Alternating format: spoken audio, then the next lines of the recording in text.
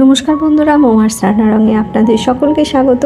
আমি আবারও চলে এসেছি নতুন একটা রেসিপি নিয়ে। আর আমার এই নতুন রেসিপিটা যদি দেখতে চাও তাহলে কিন্তু অবশ্যই আমার ভিডিওটা পুরোটা দেখো।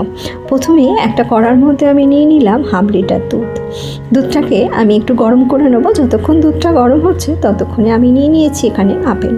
আজ আমি বানাচ্ছি আপেলের পায়েস। তোমরা কি কেউ এই আপেলের পায়েস খেয়েছো? আর যদি না খেয়ে থাকো তাহলে রেসিপিটা দেখতে থাকো। আপেলটাকে প্রথমেই আমি খোলাটা ছাড়িয়ে নিয়েছি। একটা পিলারের সাহায্যে এর খোলাটা আমি ছাড়িয়ে নেব।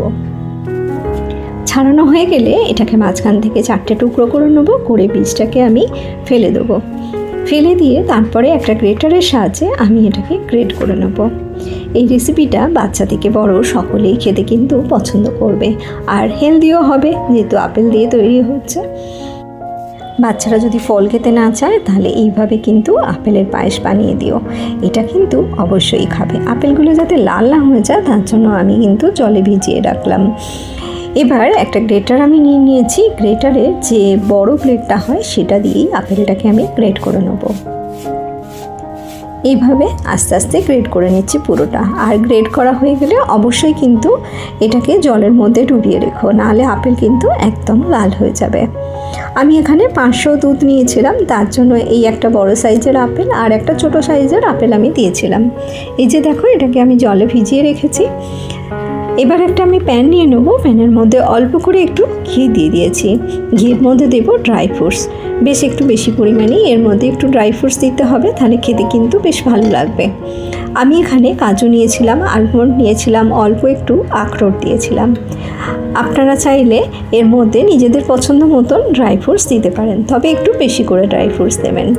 এটা একটু লাল করে আমাকে ভেজে নিতে হবে। এটা আমার দেখুন বেশ ভালো লাল হয়ে গেছে। এবার এর মধ্যে আমি দিয়ে দেবো কিশমিশ। কিশমিশটা আমি একসাথে দিলাম না, তাহলে একটু পুড়ে যেতে পারে, তাই কিশমিশটা আমি পরে দিলাম। কিশমিশটা দিয়ে একটু 1 মিনিটের মতন একটু নাড়াচাড়া করে নেবো। করে নিয়ে আমি এটাকে নামিয়ে নেব। এই একই প্যানের মধ্যে দিয়ে দেবো আর একটু পরিমাণে ঘি। অল্প একটু ঘি দিয়ে ঘিটা একটুখানি যখন গলে যাবে তখন এর মধ্যে দিয়ে দেবো যে গ্রেট করে রাখা আপেলটা আমি জলের মধ্যে ডুবিয়ে রেখেছিলাম, সেটা জল থেকে ভালো করে ছেঁকে তুলে এর মধ্যে দিয়ে দেবো। আর এই সময় গ্যাসের ফ্লেমটা একটু বাড়িয়ে দেবো, যাতে আপেলটা থেকে জলটা শুকিয়ে যায় আর আপেলটা ঘিয়ের সঙ্গে একটু সুন্দর করে ভাজা হয়ে যায়। 3 মিনিটের মতন একটু নাড়াচাড়া করে নেবো। 2-3 মিনিট একটু নাড়াচাড়া করলেই কিন্তু আপেলটা জলটাও শুকিয়ে যাবে, আর একটা ঘিয়ের সঙ্গে আপেলটা ভাজা হলে সুন্দর একটা গন্ধও চলে আসবে। এইভাবে আমি 3 মিনিট একটু নাড়াচাড়া করে নিয়েছিলাম। করে নিয়ে এটাকে আমি নামিয়ে রাখবো। আর অন্যদিকে দুধটাও কিন্তু আমার অনেকটাই ফুটে গেছে। আমি প্রায় 10 মিনিট দুধটাকে ফুটিয়ে নিয়েছিলাম। এটাকে নামানো হয়ে গেলে যে ফোটানো দুধটা ছিল তার মধ্যে আমি এটাকে দিয়ে দেবো। দেখো, দুধটা আমার অনেকটাই ফোটানো হয়ে গেছে, একটু কমেও গেছে দুধটা। এই পর্যায়ে আমি এতে যে আপেলটাকে একটু ঘিয়ে ভেজেছিলাম সেটা আমি এর মধ্যে দিয়ে দিলাম। যারা আমার চ্যানেলে নতুন ভিজিট করছো তাদের কাছে অনুরোধ রাখবো তারা আমার চ্যানেলটা সাবস্ক্রাইব করে নিও। আর পুরনো বন্ধু যারা সব সময় আমাকে সাপোর্ট করছো তাদের জন্য রইল অনেক অনেক ভালোবাসা।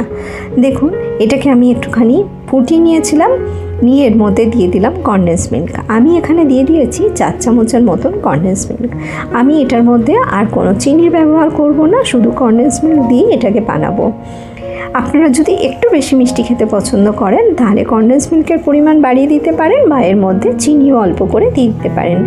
এইভাবে এটাকে কিন্তু আরও আমি 10 মিনিট ফুটিয়ে নেব, যাতে দুধটা একটু বেশ গাঢ় হয়ে যায়। দেখতেই পাচ্ছ দুধটা আমার অনেকটাই গাঢ় হয়ে গেছে। এই সময় আমি এতে দিয়ে দিলাম ড্রাই ফ্রুটসগুলো। আমার এই আপেলের পায়েস কিন্তু একদমই হয়ে এসছে। আর 5 মিনিট এটাকে আমি রান্না করে নেব, দুধটা আর একটু যাতে গাঢ় হয়ে যায় তার জন্যই। এটা খেতে কিন্তু খুবই ভালো হয়, একদম অন্যরকম একটা রেসিপি, আর খেতে হয় দুর্দান্ত। এইভাবে কিন্তু একটু নাড়াচাড়া করো, নাহলে নিচে লেগে যেতে পারে। এটা আমার একদমই হয়ে গেছে। আমি আর 2 মিনিট এটাকে রান্না করে নিলাম, আর গ্যাসের ফ্লেমটা বন্ধ করে দেবো, দিয়ে এটাকে একটু ঢাকা দিয়ে রেখে দেবো। ঢাকা খুলে আমি তোমাদের দেখিয়ে দেবো যেটা কত সুন্দর দেখতে হয়েছে। দেখো, আমি 10 মিনিট পরে ঢাকা খুলে নিয়েছি। এটা আমার একদম সুন্দরভাবে রেডি হয়ে গেছে। এটা আমি একটা বাটির মধ্যে সার্ভ করে দেবো, দিয়ে আমি এটাকে ঠান্ডা করে নেবো। এটা কিন্তু ঠান্ডা ঠান্ডা খেতেই বেশি ভালো লাগবে। কেমন লাগলো আমার রেসিপিটা অবশ্যই আমাকে কমেন্ট করে জানিও, আর ভালো লেগে থাকলে লাইক দিতে কিন্তু একদমই ভুলবে না। যারা এখনও আপেলের পায়েস বানিয়ে খাওনি তারা কিন্তু অবশ্যই একবার বানিয়ে ফেলো, আর রেসিপিটা কেমন হলো আমাকে কিন্তু কমেন্ট করে জানিও। এই রেসিপিটা যদি একবার খাও তাহলে কিন্তু বারবার খেতে ইচ্ছা হবে। একই রকম আপেল খেতে যখন ভালো লাগবে না তখন চটপট এইভাবে আপেলের পায়েস বানিয়ে নিও। তোমরা দেখতেই পেলে কত সহজ একটা রেসিপি আর কত কম উপকরণে এটা তৈরি হয়ে যায়। আমি আবারও চলে আসবো নতুন কোনো রেসিপি নিয়ে আপনাদের সামনে। আপনারা ভালো থাকবেন, সুস্থ থাকবেন।